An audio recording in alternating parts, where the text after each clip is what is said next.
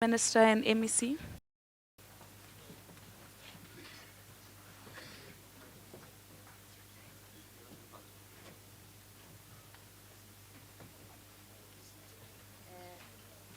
Just 2 minutes there, people coming in.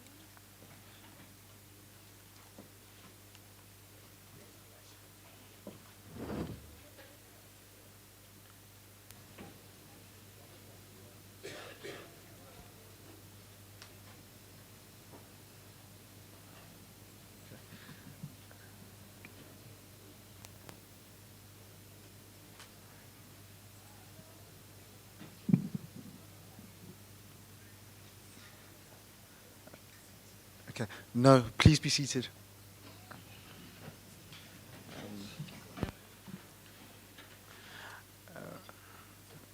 Good morning, colleagues, friends, young people, change makers, instruments of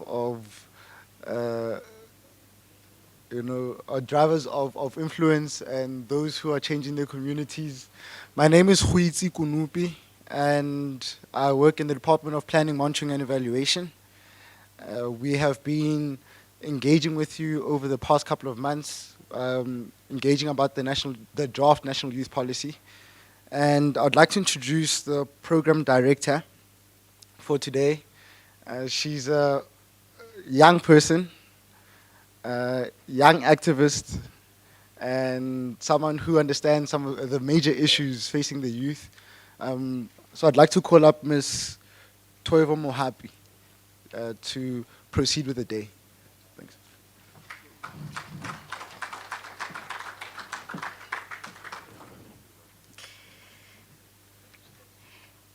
Dimacheroni.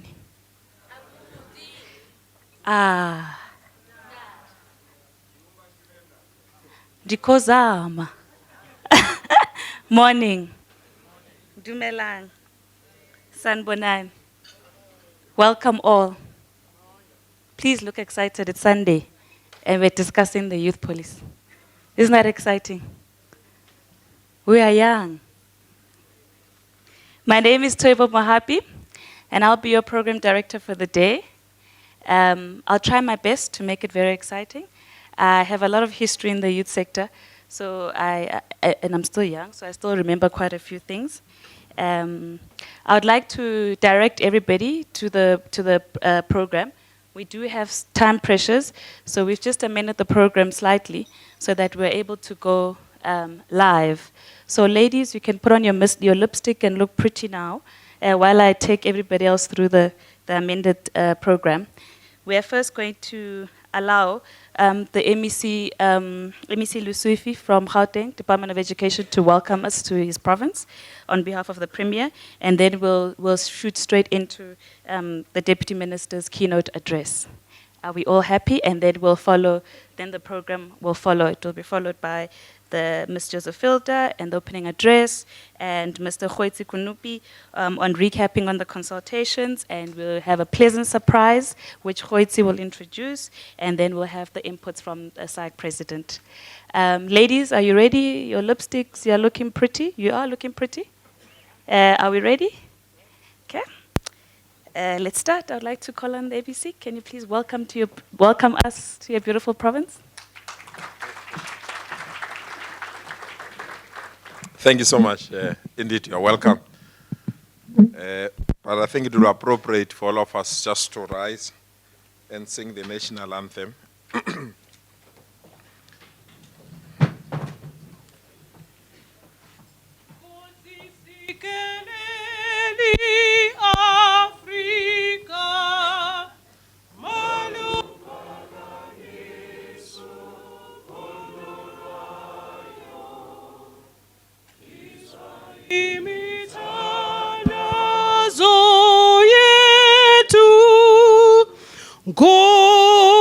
Nkosi sikelela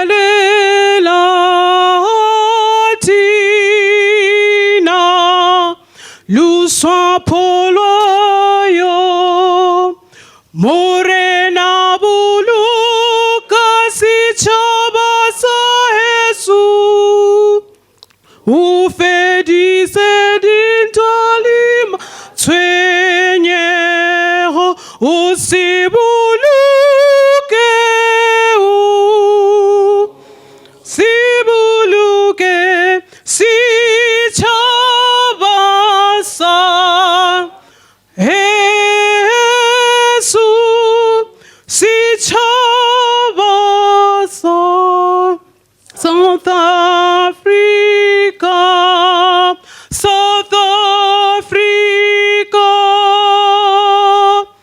Die blauw van onze hemel, die diepte van siem, waar ons eeuwige gebeurtes, waar die grondse antwoord geeft. Sounds the call to come together, and united we shall stand. Let us live and strive for freedom in South Africa. Amanda! Away. Thank you so much. Thank you so much.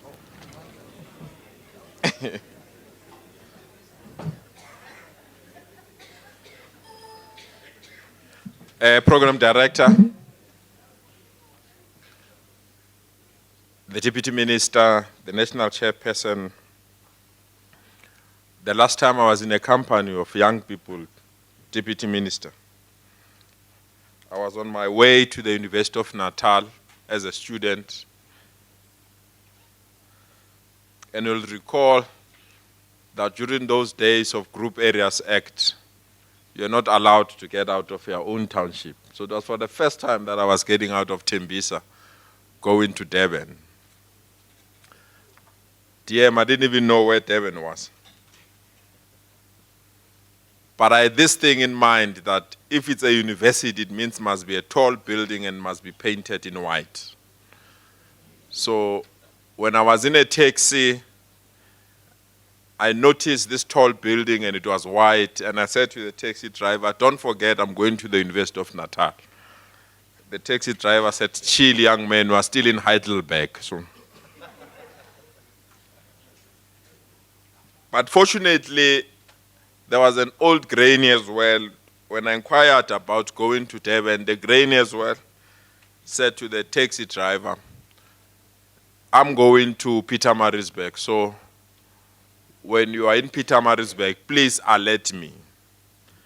At least from my geography classes, I knew that Pietermaritzburg is before Durban. So I relaxed and enjoyed the Maskande music that was played in that taxi. While we were enjoying the music, unfortunately the taxi driver forgot about the old lady. And when we were entering Durban, those that know Durban very well, they'll tell you there's a place called Emaget there. It's a very busy area. So when we were entering Emaget, the old lady reminded the taxi driver to say, taxi driver, I said I'm going to Pietermaritzburg. Hey, the taxi driver made a huge U-turn with all of us. Took us back to Pietermaritzburg. Those that follow Comrades Marathon, they will know the distance between Durban and Pietermaritzburg. When we arrived at Pietermaritzburg, the taxi driver, relieved that has arrived finally at Pietermaritzburg, he said to the old lady, we are now in Pietermaritzburg. The old lady said, thanks, driver. My children said, when I arrive at Pietermaritzburg, I must take my medication, so we can proceed.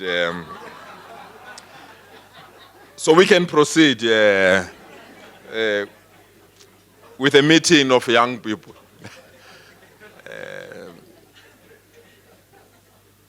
So thank you so much, Program Director. Thank you so much, Deputy Minister, for the invite for us to come here as a provincial government of Gauteng. In Gauteng, we are committed to ensure that young people accept that their future is in their own hands. In Gauteng, we are committed to conclude what we call a transformation, modernization, and reindustrialization program that will allow our young people to be given an opportunity to develop their skills, to participate in the economic activity of the province, but at the same time reindustrialize the entire province. We have separated the five regions in Gauteng into economic nodes, starting with Tshwane as the city of government, that in that city, as the provincial government, we want to create opportunities for young people those that are interested in the dealership or the motor industry, those that are interested in the administration of government, and those that are interested in ensuring that our province there attracts tourists. As government, we've invested resources to turn Tshwane, or the northern node, as our economic hub, and that will concentrate in the development of cars and providing administrative support to governments that wants to see them. We are lobbying very strongly that in that northern hub, we'll be in a position to produce the new Mercedes-Benzes, the new BMWs, the new cars that are produced in our country. We are proud that we are indeed a province of choice in the production of cars, and therefore we are positioning ourselves to develop skills that will ensure that this position is safeguarded in Gauteng. When we move to Johannesburg, we say Johannesburg is our center of economic activity, and we've taken a conscious decision as the provincial government that our investment in this region will be in two main areas. It will be in the banking area, and it will be in the ICT area as well. In the banking area, we are lobbying very strongly that the new BRICS bank must be in Gauteng and must be in Johannesburg, so that we can create new opportunities for our young people and create opportunities for the economy of our country. We've also taken a decision that in this city of Johannesburg, all our ICT needs will be met in this hub. The offices of Google, the offices of other international organizations that are in the ICT world, we are positioning our province and our region in particular to accommodate this area. In Ekurhuleni, we are committing ourselves to be the new Aero City, or introduce what you call Aerotropolis economy. In this economy, transport is going to be the cornerstone of our development. We want to ensure that all the transport needs of the country are met in terms of manufacturing and production. The new trains that you will see that are going to be rolled out by PRASA, all these trains are going to be produced in Ekurhuleni, which simply means that if you want to have an interest in terms of production of transport, the future is in Ekurhuleni, the future is in the east. We are also taking keen interest in the economy around the airport, so that if you want to be a pilot or want to follow carriers within the economic space of airlines, Ekurhuleni is your future. That's where we want to produce and ensure that our young people that are having interest in these carriers can be given the space and the time to deal with these issues. When you go to the West End, that's our agriculture city. There's a new city that wants to revolve it around the Lanseria airport. We call it the Green City. Or the production of the food in Gauteng, in terms of agriculture, it will come from this city called West End. This city is the city that is going to take care of all our needs in terms of food production and food security, so that carriers that are related to the food security can be seen and can be found in that city. The last city is the south, called Sidibeng or Val. We call this the water city. So all carriers related to water will be found in that water city. We are positioning Gauteng around the Val River and have all carriers related to water to be in that city. We've already attracted international brewing companies that wants to brew their stuff from that area. But we want the water city to be a city that will allow that there's sustainable water in our country, but at the same time, we can import as many liters of water as possible. We are sharing with you these ideas about Gauteng because we believe the future is in your hands. Our parents came here because they were looking for diamond. Our parents came here because they were looking for gold. Our parents came here because they were looking for platinum. That gold, that diamond, that platinum is gone. Our future diamond is you, young people. Our future platinum is you, young people. We want to invest in you for you to create jobs, for you to innovate, to promote innovation, and to produce young people that can compete with other young people in other parts of the world. That is why our investment in young people is influenced by the need to have a stable economy. We want you, next time when we are given a form, to fill that form where it says your salary range, you must scratch it out and say, I don't earn a salary, I pay salaries. We want young people who can stand on their own and young people that can take the responsibilities that he wants to take up. That is why we welcome the new National Youth Policy for discussion and for debate. And we are anchoring our debates and our discussion this Gauteng around that policy.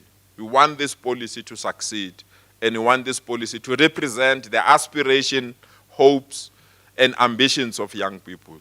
Because without you, we'll never take this country forward. We wish you well and welcome you here in the city of gold, the dynamic city, the only city where things happen, and we hope that you are going to contribute to the development of this particular city. You are all welcome. Thank you so much. We really appreciate it.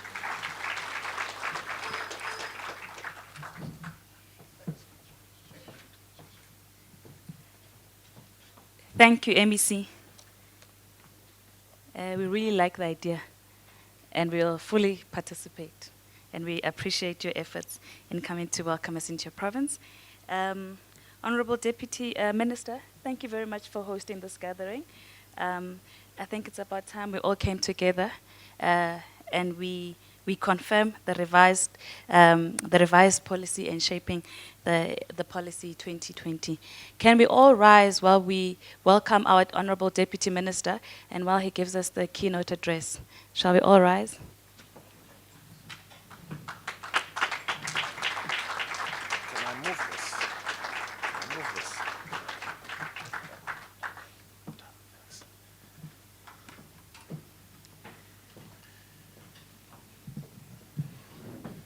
Thank you very much, Program Director, MEC of Education in Gauteng, MEC Panyaza Lisufi. Thank you for those warm words of welcome.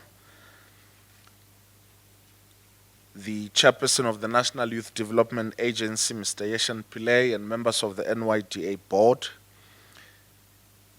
the senior directors, the Department of Planning, Monitoring and Evaluation, the President of the South African Youth Council, Mr. Thulani Chefuta, invited guests and speakers, and I think more importantly, the delegates to this consultative conference on the National Youth Policy 2020. On 14 January 2015, I launched the consultative process for the National Youth Policy 2020.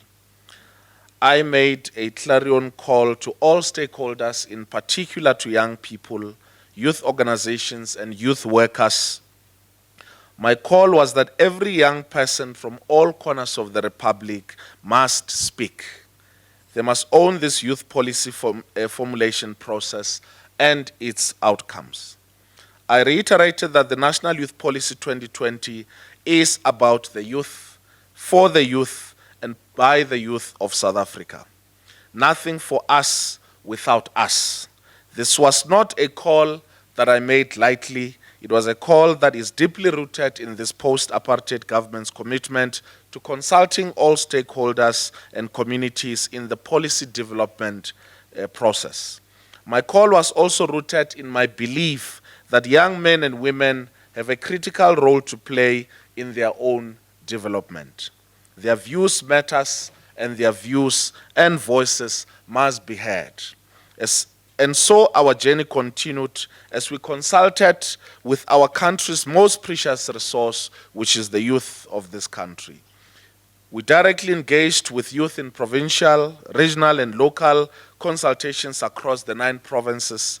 We went to schools, and believe it or not, we went to shebeens, we went to taxi ranks, bus stations, and workplaces, speaking with young people.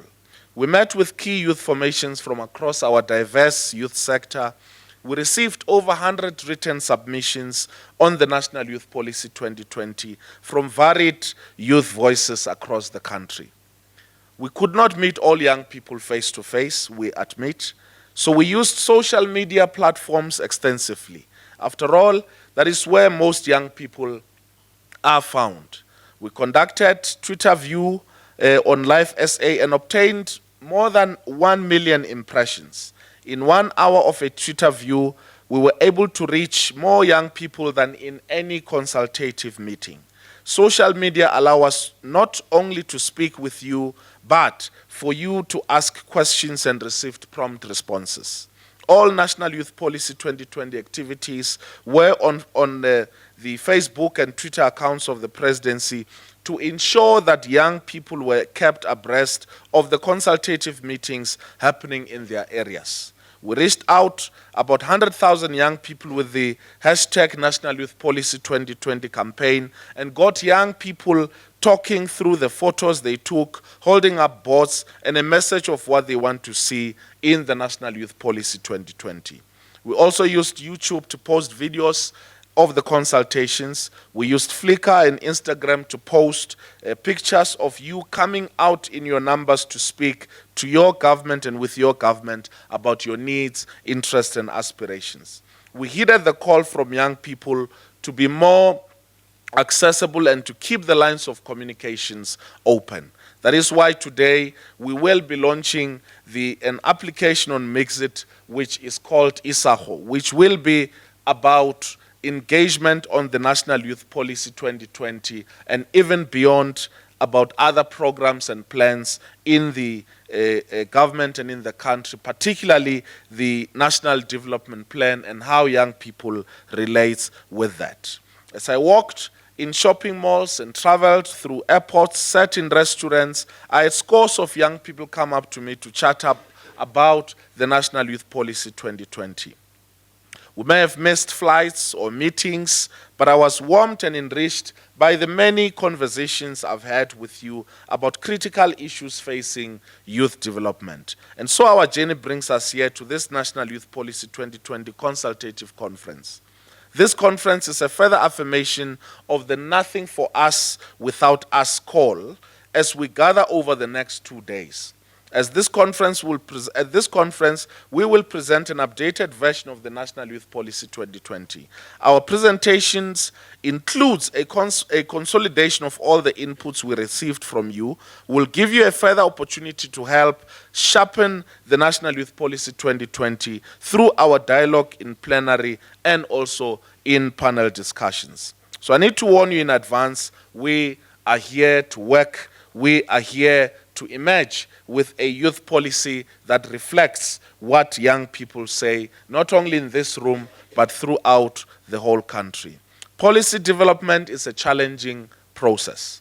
It requires us to truly understand the context in which we are located in order to make the appropriate policy choices. It is never neutral, and yes, policy development is about making choices, sometimes difficult ones. There are many social commentators and armchair critics today who contend that South Africa's current socio-economic challenges are a result of this democratic government's 20-year failure. They minimize the role and effects of apartheid history, and they continue to labor under this fallacy. How do we explain our general and higher education challenges experienced today without going back to the education policy choices that the apartheid government made for us? How do we explain the low skills base amongst black people in general without understanding the skills development policy choices that the apartheid government made for us? As young people, we have a responsibility to understand our past in order to truly comprehend and make sense of our presence, but also in order to determine our future. We must debunk these fallacies that are tossed around masquerading as the truth. But we also have a responsibility to shape our future. It is our future, and we must make the appropriate policy choices that will shape our National Youth Policy 2020 for the next 5 years. Allow me to speak more directly about some of the issues that are raised in the National Youth Policy 2020. Of course, I will also allow that the discussions through the panels get deeper into what the issues are later today and the rest of tomorrow. But through initial research that we have undertaken, we identified 4 priority areas for the National Youth Policy 2020. These 4 priorities are enabling economic participation and transformation, facilitating education and skills development and second chances, healthcare and combating substance abuse, facilitating nation building and social cohesion. The research showed that on economic participation, at 57.8%, the labor absorption rate for adults is almost twice that of young people at 30.8%. This is reflective of an economy that is not growing and is not allowing new entrants into the labor market. Resolving the problems of youth unemployment must be done in tandem with the national initiatives of transforming the economy into a labor-absorbing economy.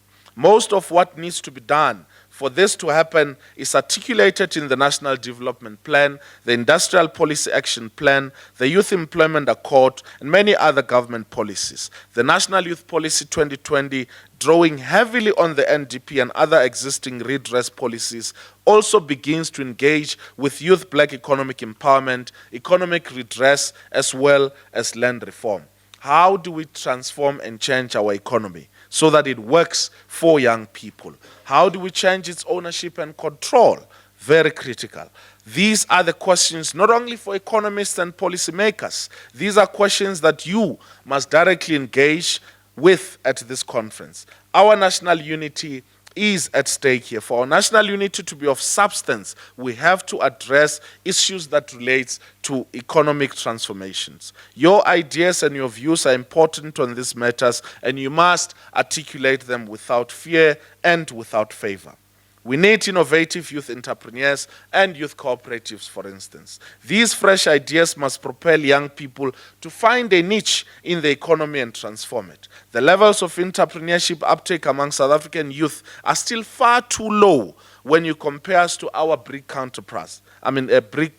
counterparts, and even worse when we compare to other countries in the continent. Out of 10 young people walking into NYDA offices, at least 8 of those are looking for a job, and only 2 are interested in entrepreneurship. If we are to realize what the MEC said, that young people must stop earning salaries but must start paying salaries, we have to turn these numbers on their head and have more young people pursuing entrepreneurship and cooperatives instead of being seekers of jobs. This is the primary reason for the NYDA's grant program for young entrepreneurs. It is designed to minimize risk, to stimulate youth entrepreneurship uptake. Some of you correctly chastise us in our consultations for not opening up opportunities for youth in agriculture and agricultural value chain. You told us that land reform is too slow and that it impedes youth agricultural development. The clarion call is, we want to be farmers, we want land, give us land. Let's engage further on this aspect in this particular conference. And I'm sure that you are better placed and better equipped to tell us how should we and how could we accelerate the process of land and agrarian reform in our country. Our skills development, on skills development, of the 1 million young people who exit the schooling system annually, 65% exit without achieving a grade 12 certificate. Less than 4.3% of persons aged 18 to 29 were enrolled at a higher education institution in the country. Large numbers of youth who possess no professional or technical skills and who exited the education system prematurely are effectively unemployable. About 60% of unemployed youth aged below 35 years have actually never worked. Without a targeted intervention, they will remain in the fringes of society. The National Youth Policy 2020 picks up mainly from the National Skills Accord and the NDP to articulate how skills development will be made accessible to the majority of young people. It was an ordinary morning when a young girl aged 15 boarded a school bus on her way to school. The doors flung open, a gunman boarded the bus and walked up to the 15-year-old girl. He drew his gun and pulled the trigger, shooting her in the head. The story made news all over the world. Now, who was this girl? Why was she shot? What was her crime? Malala Yousafzai was that young girl. Her crime, in the eyes of the Taliban, was to insist on the rights of girls to get an education. Why was the Taliban so afraid of the 15-year-old Malala getting an education? The answer to this question was summed up by Nelson Mandela, who said that education is the most powerful weapon which you can use to change the world. And for her courageous activism, she was awarded with the Nobel Peace Prize in 2014. In education lies the solution to many of our problems that we face in our country. We may not have the Taliban to contend with, but we have our own challenges around education. We must make education fashionable. We have to improve the access to education. And at the same time, we have to improve, obviously, the quality of that education. But more importantly, what should young people be studying? Are young people studying towards their qualifications that are needed or related to the labor market? Are we pursuing young people to study towards the needs and opportunities of a changing economy? Are we encouraging young people to stop to stop studying the same degrees and diplomas which are not necessarily needed in our economy? Are we encouraging young people to be plumbers, to be bricklayers, to be artisans, to be electricians, and all of those needed and required skills in our economy? Or are we still encouraging them to study the same professions and join the unemployed graduate queue? That is, or therein lies the key question: what are we encouraging the youth of our country to go and study, and what opportunities are available for them to be studying? Our behavioral challenges, of the total number of deaths due to assault and intentional self-harm in the country, 69% and 59% of them respectively occurred among those aged between the ages of 15 and 34. The abuse of alcohol, particularly, is directly linked to high levels of violence and motor vehicle accidents. Amongst youth, there is an increase in the level of experimentation with drugs and alcohol. Who can forget the mother who killed her own son because she could not comprehend and bear the fact that she was living with someone who was no longer the son she had raised because of the drug-induced behavior? The 6 leading natural causes of death for young people in 2013 was TB, HIV/AIDS, viral disease, influenza and pneumonia, and certain disorders involving the immune mechanism, and intestinal infectious diseases, and so forth and so forth. A total of these 6 causes are all associated with HIV/AIDS disease, indicating risky behavior in terms of sexuality amongst young people. This is corroborated by other evidence. The HSRC conducted a study amongst learners, for instance, and the findings for sexually active young people were at 47% and had 2 or more sexual partners in their short lifetime. Only 33% practiced consistent condom use, and 18% had been pregnant or have made someone pregnant. This is worrying. The National Youth Policy 2020 also draws heavily from the Drug Master Plan spearheaded by the Department of Social Development. It includes the building of public drug treatment centers, 1 for each province, and stricter enforcement of municipality bylaws dealing with restricting access to alcohol. The National Youth Policy 2020 also speaks to increased access to reproductive health care services and information so that young people are empowered to make correct decisions in relation to their sexuality. On nation building and social cohesion, there is a lot that must be done for the creation of a non-racial society. Particular behavior that we have seen recently, which is very embarrassing and sometimes even very disgusting. Urinating on a taxi driver, forcing university employees to eat food urinated upon, mocking Africans by painting faces black and dressing up as maids, mowing down black people in Skirlek informal settlement. All these hideous behaviors were committed by young people who are my age and your age, and who grew up in a free and democratic South Africa. How do we explain this? How do we respond to the racists that tell other people that they must forget about apartheid, for instance? And yet, this confident fringe of racist practice the very same apartheid behavior. This, I think, is one of the critical issues that we need to engage, that if we are to contribute into building a better future, we have to isolate and deal with those who want to maintain a divided nation and a divided country. One of the scary things was, if we look at the discourse that is taking place, which is led by young people, the campaign around roast must fall, that it is actually scarier that the debate, whether right or wrong, has actually been racially polarized. And that those are some of the things that we need not contend with, but confront. And I think that part of the engagement around policy, around the national youth policy, is not to skirt around those issues, but to confront them as young people, as part of determining our own future. There is still a lot of work to be done in bringing about a non-racial society as promised by the Constitution. The National Youth Policy 2020 encourages that young people themselves must lead. They must display their leadership with acts of solidarity in their communities, so that the Ubuntu mantra of I am because you are lives in the communities of South Africa.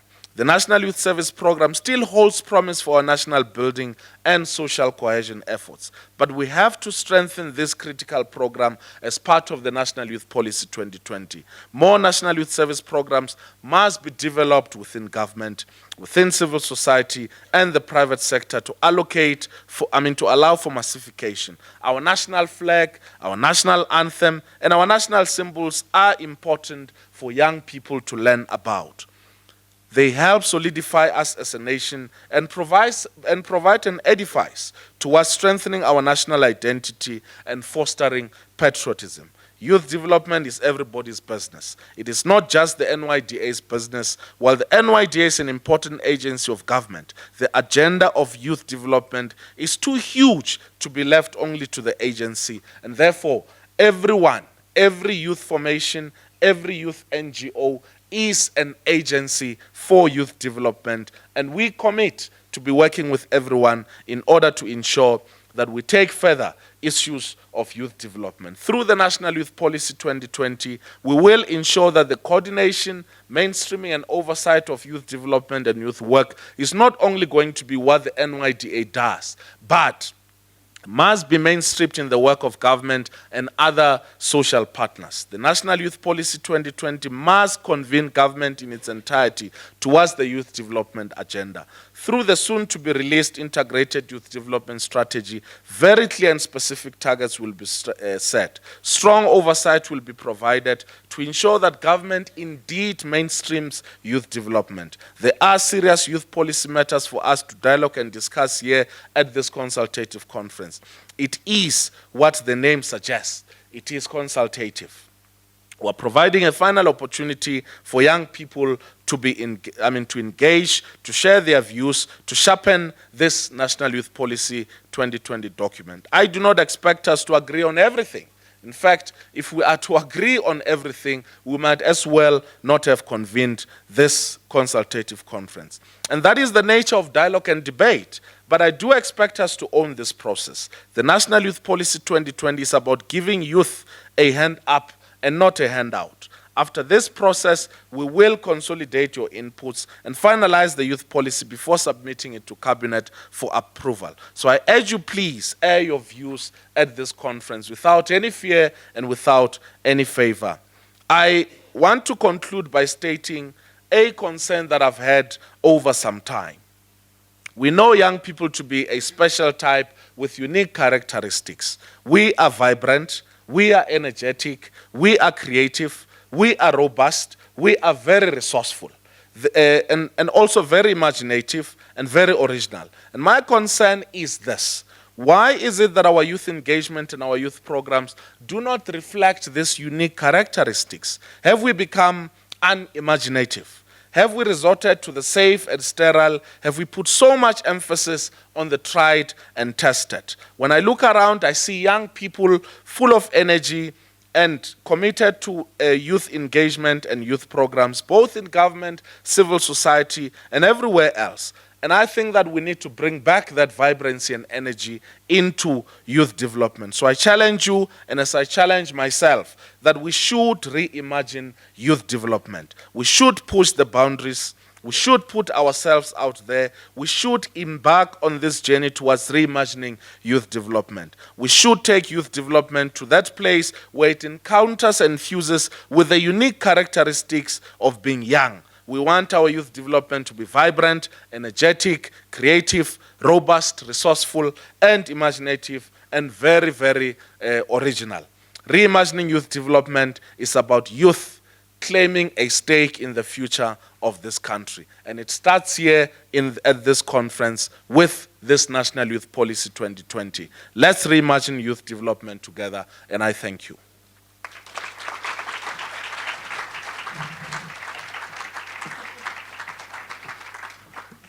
Thank you, Honorable Deputy Minister. Reimagining youth development, very important. And I think the delegates here were going to do exactly that. The President of SAIC, it's your turn now. We'd like you to give us your input on what the Deputy Minister, while you come up, can we all rise and can we all say youth development is our business? Like all of us, when I say 1, 2, 3. So the nation can hear us. The delegates here, our leaders, we are reimagining youth development and it is our business.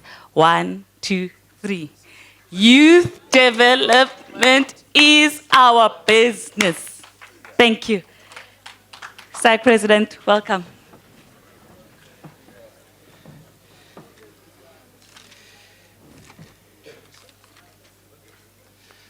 Amandla. Amandla. Huyuyuya muntu omusha huyuya.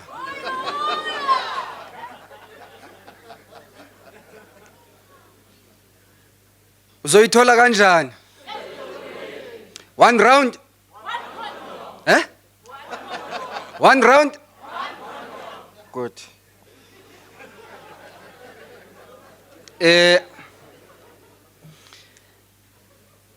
Colleagues and comrades, on behalf of the leadership collective of the South African Youth Council, which is an organization of organizations in the youth milieu, an apex body of youth formations in South Africa, the representative voice of the youth sector, we want to take this opportunity and thank the Deputy Minister in the Presidency as the Executive Authority on Youth Development for the opportunity to engage in this process. The beauty that we shall all appreciate is that no one is getting elected here. So we have no excuse of collapsing the discussions. We shall go deeper and wider. And I do want to indicate that I am joined here by various officials of the South African Youth Council, NEC members, NWC members, and leadership from provinces. The genesis of this discussion is the fact that, which is an appreciation on our side, a national youth policy is an essential instrument of mainstreaming youth development. The national youth policy does not exist for a policy to be recorded and we tick a box that we have a national youth policy. It is developed as a tool that sets the agenda for youth development in South Africa.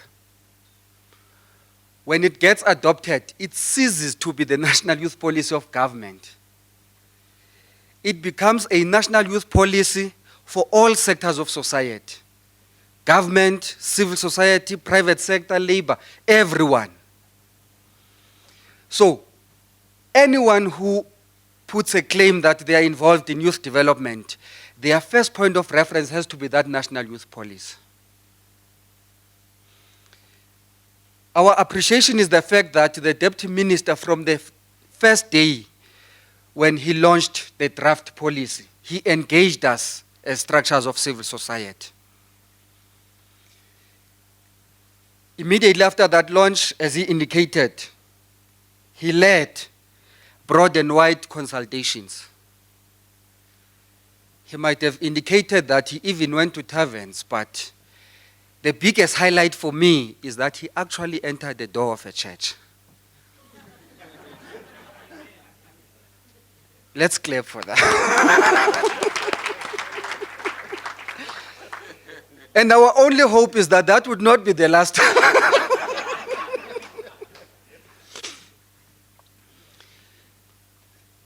We have seen, this is not the first national youth policy we have. In the previous national youth policies, we have seen the presidency as the executive authority delegating this function to all the other institutions that existed. But differently this time around, the presidency led the process, which is very important. There are few proposals that the Deputy Minister highlighted as the consideration for as proposals that are entailed in the National Youth Policy, in the draft National Youth Policy. The first premise that we must move from is that in government, we must accept the fact that resources follow function. Resources follow functions.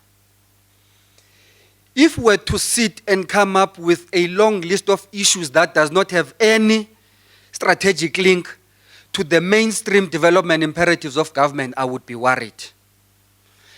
But the premise that we move from on the National Youth Policy is the fact that the NDP diagnostics identifies two major challenges in South Africa. One is that our educational outcomes are too poor. Secondly, there are too few South Africans who work. And therefore, dialectically, you begin to see a relationship between education and skills development as one of the proposals that are in the policy, and youth economic participation as the second proposal that is in the National Youth Policy. And so we can engage in this discussion and the process, knowing very well that that which we are proposing is not far-fetched from what government resources will be focused in. If we start with education and skills development, you will forgive us, colleagues, we will raise some of these things loosely because of time, but we'll be here to debate these things. The first thing that pillar of the policy must do is to insist that young people must be channeled and empowered with information to undertake studies that are in demand in terms of the labor market. And the only way you can do that is through career and vocational guidance. That is the premise we must move from. Secondly, when we talk about education and skills development, it must not only look on the extent to which that student or learner can comprehend the course content. There are socio-economic circumstances that inhibit majority of young people from progressing with their education, and therefore those socio-economic circumstances must equally be addressed. Thirdly, our education system ayikwazi uba ngumgca wembuku, andiyazi ke intoni umgca wembuku ngesilungu. It can be a linear process.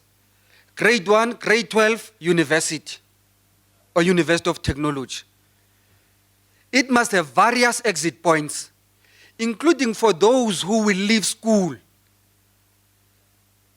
with grade 9 into TVET colleges, their ceiling must not only be in TVET colleges.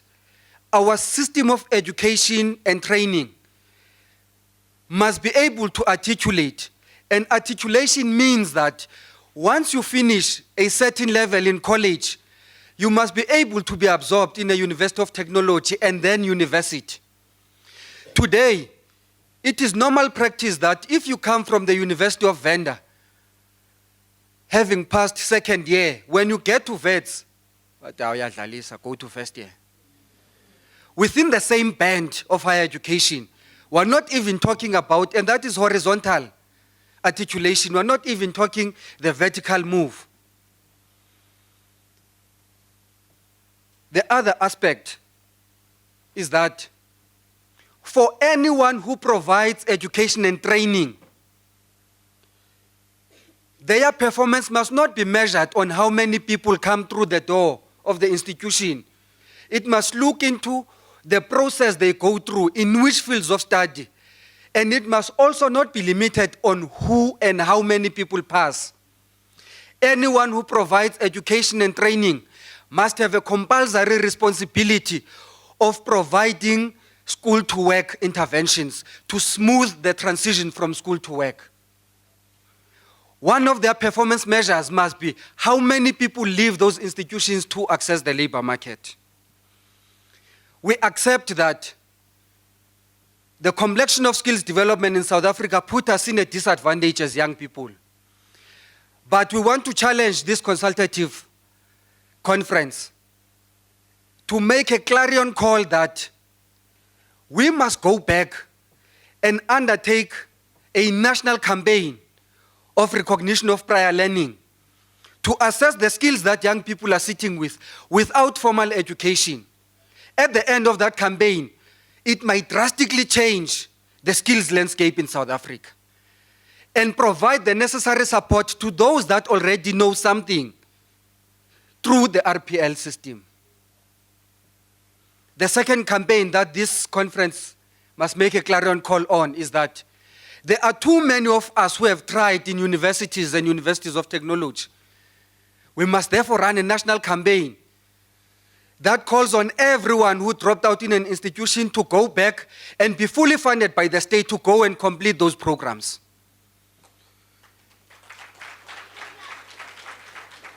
In a period of 5 years, our skills landscape would have changed drastically. And when we do that, we must affirm the principle of second chances. There are many who try and not succeed, even in grade 12. We must rise and demand second chances for those young people, including those who have been to colleges, universities, and universities of technology. There are many programs that government invests money in. Infrastructure development, green economy, digital migration, and many of those. We might have drawn lessons during the 2010 FIFA World Cup. We must make it unacceptable through this national youth policy for any of those programs to start without a clearly articulated skills development plan. No project in South Africa starts without an environmental impact assessment. So we must elevate the skills plan to be equal to environmental impact assessment reports, so that before those projects start, we know what is the pipeline of skills that we need to develop for young people to work in those projects. We must be able to use those projects as platforms of even empowering young people with skills further. And if we are to start a revolution of empowering young people with education and skills, we must start in FET colleges. What should be done? Every young person who goes through the door of college must enter the college knowing very well that at the completion of the program, they are guaranteed 100% placement through internships with resources that are sitting with sitters. Colleges bear the only hope for us to empower young people with skills that are needed in the programs that government is investing in. The infrastructure development program needs skills that are in the FET colleges. In the economy, the first point we must make is that if we implement the Youth Employment Accord fully, we shall tamper with the base in terms of empowering young people economically. There are 5-6 things that we must do in the space of the economy. The first thing is that entrepreneurship can be taught. We must undertake on a drive to educate young people about entrepreneurship. So the first thing is entrepreneurship education. Secondly, business development support. Thirdly, funding. Fourthly, market linkages. 5, mentorship and support. And the 6th thing that we must do is sustainability and expansion. With all those 6 steps that we are proposing, the intention is not to support young entrepreneurs who act as middlemen between those who produce and manufacture and those who need those products and services. The intention is to produce genuine entrepreneurs. And there is necessary support that must go with that. One of those is affirmative procurement. There are things that should just not go on a tender. There is no community that does not have a prison and a hospital. And in each of those institutions, they use bread at least once a day. Why do we need a tender to procure bread? When there are young people in those communities that can be organized to provide those products and services. There are also things that are consumed just even by the state in large quantities. Some of those must be designated to be procured from youth-owned SMMEs and cooperatives. And so those set-asides must be implemented. Practical measures would include the fact that when we signed the Youth Employment Accord, there was 2.7 billion rands that was committed. With that 2.7 billion rands, the process of accessing that funding is through an application. If young people don't apply, they won't access that money. If young people apply but they do not qualify, they won't access that money. Now, as one of those who were deeply involved in the negotiations of the Youth Employment Accord, I think we made one mistake. We were too excited on the commitment of the 2.7 billion rands and forgot to mention that for as long as we do not invest in the development of youth-owned SMMEs, that 2.7 billion rands will sit there without a pipeline of young people that have the necessary capacity to access that money. And so we must go back and say, even if it is 1 billion rands of that 2.7, must go back into the NYDA and other institutions to build capable young entrepreneurs that will access that money productively in the later stage. That is a call that we must make. On healthy lifestyles, there are many things that we articulate as social ills. Drugs, we say no to. Alcohol, we say no to. Substance abuse, we say no to. Irresponsible conduct and behavior, we say no to. We are not going to win the cause by saying no, no, no.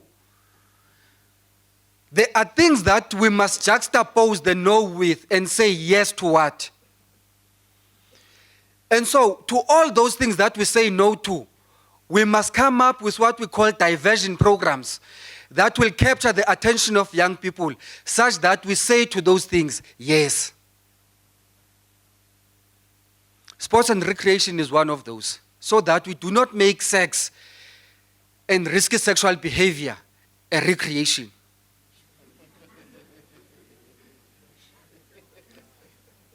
And recreation does not happen on the space, there must be facilities and resources and equipment. And so our deliberations must focus on those diversion programs that will contest the space with the nose and capture the attention of young people. Public education and awareness on healthy lifestyle must be one of the pillars of what we do. I mean, this is not, we can do a scientific study here. Instead of many of us, even in this room, growing exponentially in education and the economy, we see many of us growing exponentially. Boys and girls. Boys and girls.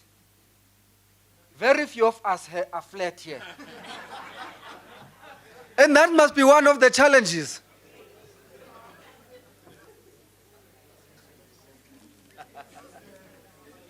Democracy and civic education, social cohesion. It is democracy that enables us to express our youthfulness through all these other opportunities that are articulated in the National Youth Policy. We can express our youthfulness through sports, arts, culture, and all other forms. If it is true that the opportunities that we run after are as a result of democracy, it is our embedded interest that we deepen democracy in society. When we deepen democracy in society, one of the things that we must not shy away from is participating in elections. There's no government who does not need the youth vote in South Africa. When we do that, it must not be how charming is the president of the Youth Council today, such that we say, that one we are voting for. We must be having a social contract with sectors of society that says anyone who wants to talk to the youth sector and have a serious conversation about being voted for, there are non-negotiables that must be listed as the part of the agenda for youth development. And that agenda will be entailed in the National Youth Policy. And anyone who sees it unnecessary to send their young people from their respective provinces to come and participate here must be the first point that we dismiss with the contempt they deserve. Because there are provinces that refuse to send young people here. Whoever they are, we don't care. Because they will be the first ones that are doing wrong policies and strategies in their own provinces. They will be missing this opportunity. Democracy, civic education, social cohesion, and nation building must be one of the things that we never compromise. Many young entrepreneurs have been assisted by government institutions to get registration, business plan, funding, and all those things. And when you go to them and say, how did you make it? They say hard work, sleepless nights. They never mention the support that they receive from government. The first thing for any institution that is supported and funded by government must have a national flag in their premises, must have a claimer that says supported by the South African government. Any car that we see on the roads, it must just be one of the standards that it must have a South African flag. The schools, MEC, must not only mount the flags, but they must go with ground education. And structures of civil society are better positioned to do that. Indeed, we agree roads must fall with the 5 minutes remaining. But we have passed the stage of roads falling now. Our discussion in the conference must be what must rise.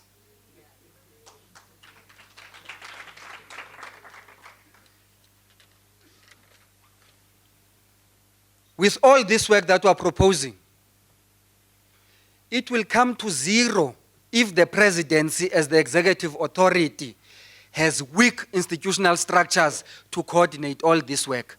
So institutionally, when we build structures that are fit for the purpose that is articulated in this national youth policy, it must start from the head, Deputy Minister, in the presidency. It is the presidency that must lead in coordinating all efforts in the mainstream.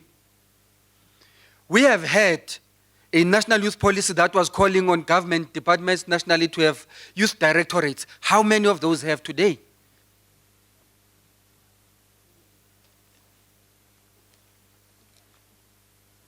We still have a huge and a glaring gap in provinces and in local government. The NYDA, we must go to amend the NYDA Act such that it is also aligned and designed to be fit for the purpose that will be articulated in the National Youth Policy. And one of the things that we must never be mistaken about is that it must be empowered with resources that match its mandate. If we miss that on the equation, it will be set up for failure, like it is the case now. A huge mandate that has very limited resources to fulfill that mandate. And in the discussions, as structures of civil society, we must raise our hand to be part of the solution. The National Youth Policy must articulate a very significant role for the South African Youth Council and all structures of civil society as agents of service delivery, as structures that are found in communities at any given point in time. The National Youth Policy must be that one step that corrects that which we have been doing wrong in South Africa, in ignoring the role and the support that must be given to the South African Youth Council to discharge its responsibility. And with that, we are prepared to engage. Thank you very much.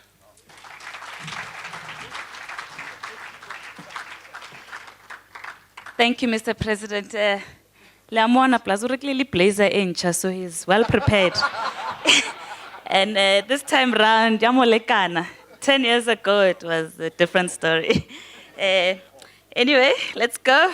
1, 2, 3. Youth development is our business. Like we said, there's a pleasant surprise today. So SABC, please don't go. Wait for the surprise. We'd like the nation to hear our surprise. MEC, please lock the door so that SABC doesn't go out. Can I please call upon Eldred to the podium to introduce the present surprise? While he comes up, can I please ask everybody to take up their cell phones, get onto Wi-Fi. Okay, Wi-Fi, because you know we're in Gauteng. Please get onto Wi-Fi. It's free. You select Birchwood, because we need to all connect it. Kupal inside the phone. Even if it's an Alcatel, the surprise will work. So please take out your phone and shall we welcome Eldred to the podium. Thank you. Good morning, everyone. Or is it afternoon? It's afternoon. Wow. Okay, so I was just informed that lunch is at 3 only. Okay. I'm joking. Okay, so my name is Eldred. I'm from a company called Mixit. Who of you know Mixit? Everyone? Great. Now, about 2 weeks ago, the Honorable Deputy Minister posted a question on Twitter asking whether people still use Mixit. And I hope that you still do. And whether he should consider using it to engage with young South Africans. Now, before I answer that question, let me just take you back and tell you a bit about Mixit. Now, Mixit started in 1994 in the high schools of Mitchell's Plain. When the first 6 months, we saw about 30,000 kids use the social media platform. Within 1 year, Mixit grew to 1 million users. And last year, Mixit was downloaded over 17 million times. We do around 500 million messages every single day. I'm going to say that again. We do 500 million messages every single day. Now, if I can just put that into context. If you compare us to South Africa's largest bank, which is FNB. They do about 700 million transactions a month. We do that close to in one day. If you compare us to Twitter, Twitter does about 200 million messages every single day. So we kind of 3 times the size of Twitter just from a messaging point of view. So I hope that answers your question, Deputy Minister, that we are relevant and that we are still used by millions of young South Africans. Now, it's a great honor this afternoon to tell you that Mixit has developed a mobile application for the presidency called iSego, meaning your future or my future. Now, this application went live this past week, and within 48 hours, we saw more than 400,000 young South Africans download this application, aged between 18 and 35. I'm going to say that again. Within the first 48 hours, 400 young South Africans downloaded that application. Can I get a clap? Now, this app was developed for 2 reasons. One, to allow government to actively engage young South Africans around issues of job creation, skills development, and education. But more importantly, to request young South Africans like yourselves to share your visions and dreams for 2020.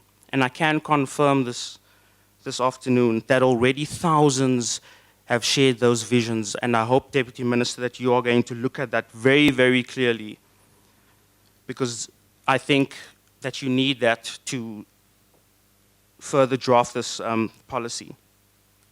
The app also allows users to say whether they like this national youth policy or not. And you are more than welcome to ask questions directly to the Deputy Minister through this application. This past week, we also saw thousands of young South Africans sign a pledge in stating that they will support the national youth policy. So I ask you all this afternoon to download Mixit and add this iSego app. Thank you very much.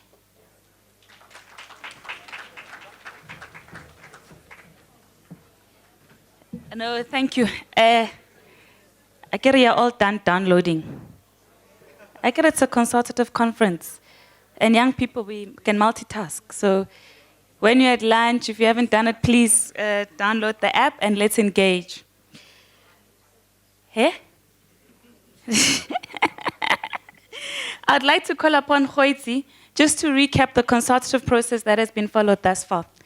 Khoitsi, you stand in between the stomach that was outlined by the President and, yeah, and lunch.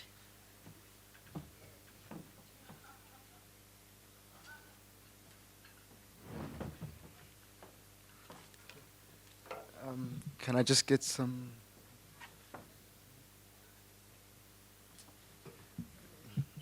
Yes, Matshap, I need help.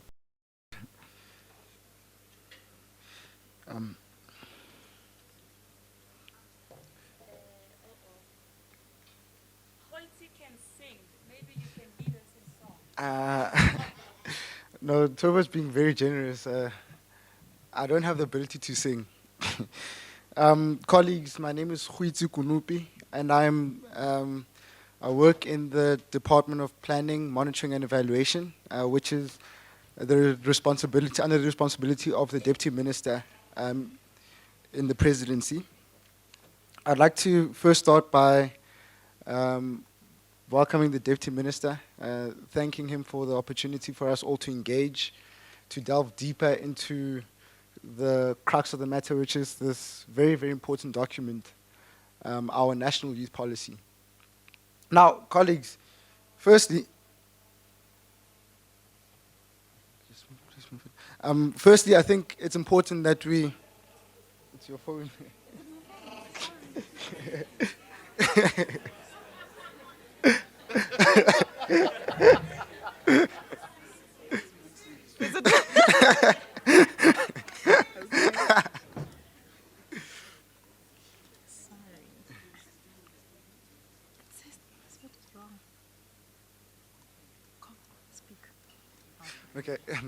while Matepo, tries to figure out her password, I need to start off by saying that, firstly, before I am a bureaucrat, I'm a young person who still has 11 years before I disqualify from being youth. Yes, 11. So if you do the math, you'll be correct in getting to that number. Colleagues, what's important for us to understand about this consultative process is that the brief... Yo.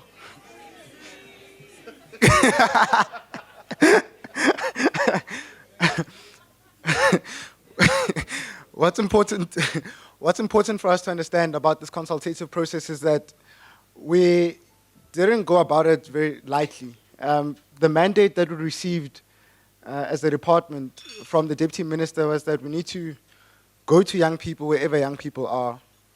We need to consolidate the views of young people, and even if young people are saying something that's fundamentally different from what we think, we need to articulate those positions, and hence this is culminating in the summit, or in the conference that we're finding ourselves in today. Okay, now. 1, 2, 3. Youth development is our business.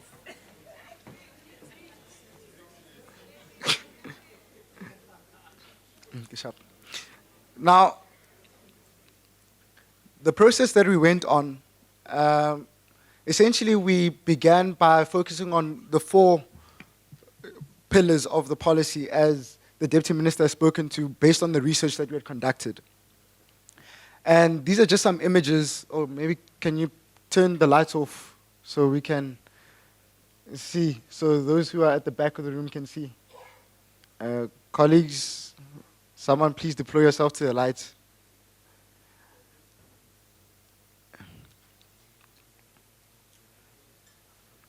Oh, yes. Oh, and by the way, could you please, take the time while you're also on Mixit, go onto Twitter, and the hashtag is #NYP2020, so that it doesn't necessarily mean that because the 500 of us who are here are engaging, that the rest of our counterparts can't engage as well. So just engage on Mixit and on Twitter.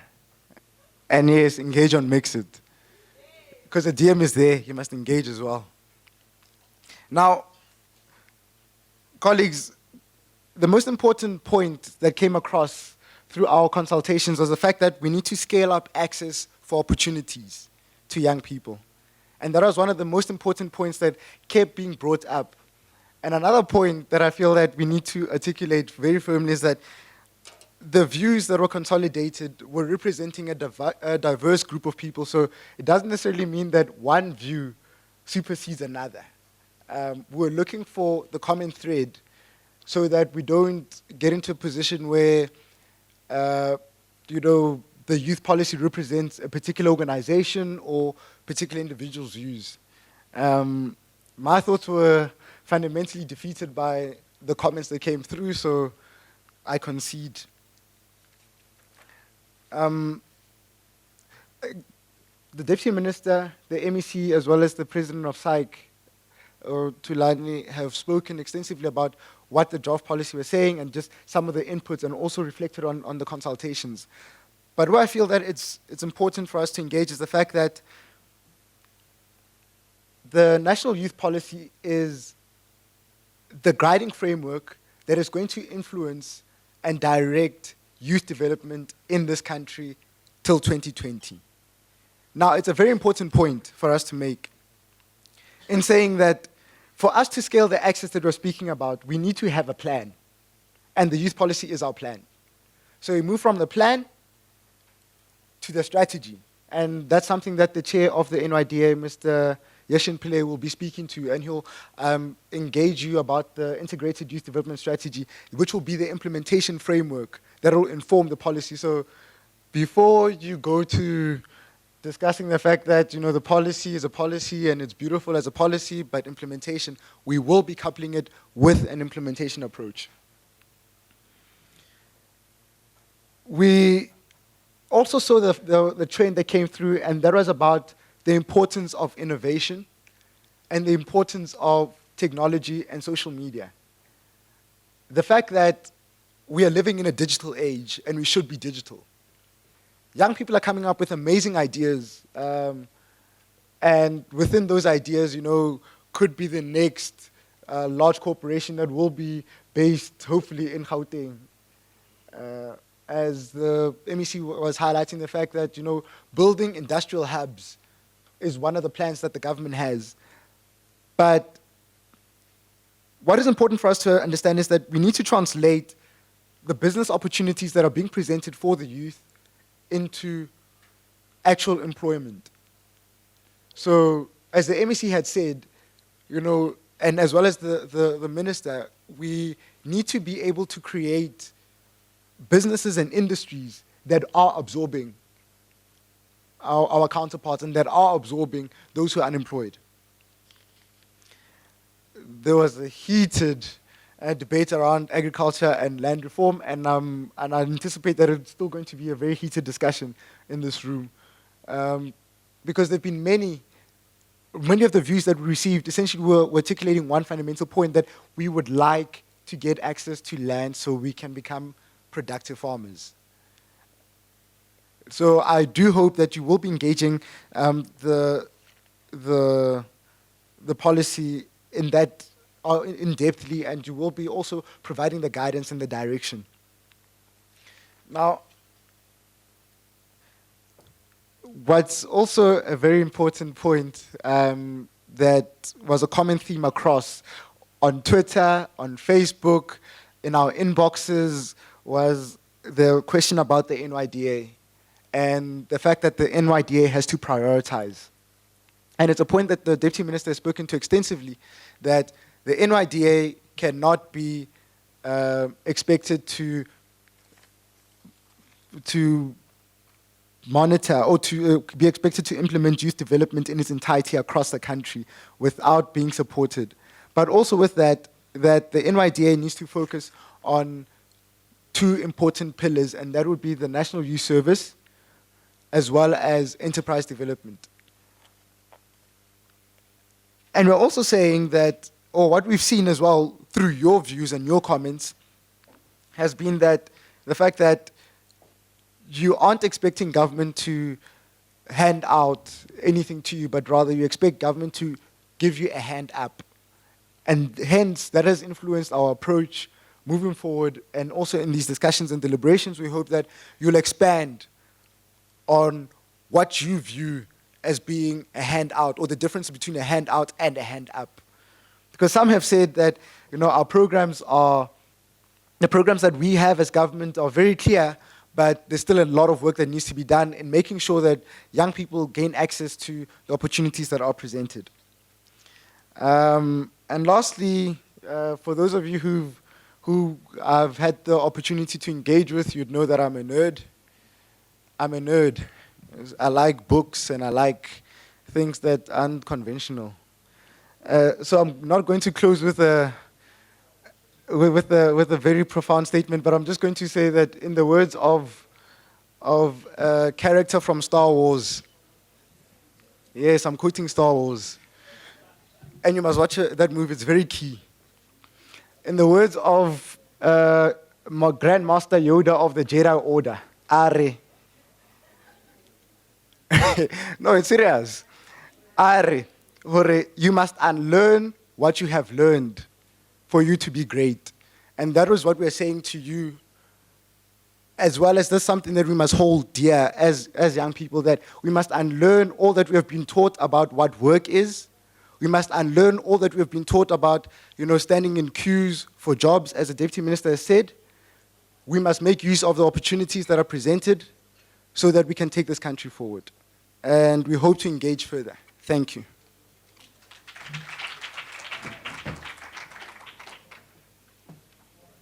Thank you, Khoitsi.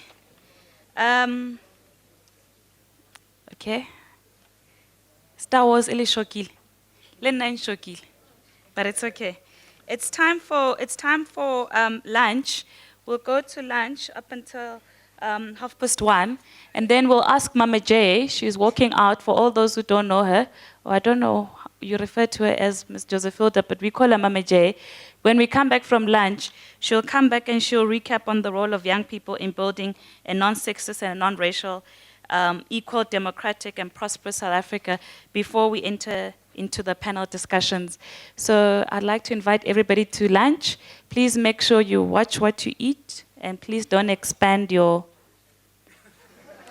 stomachs. And it's lunchtime. Thank you.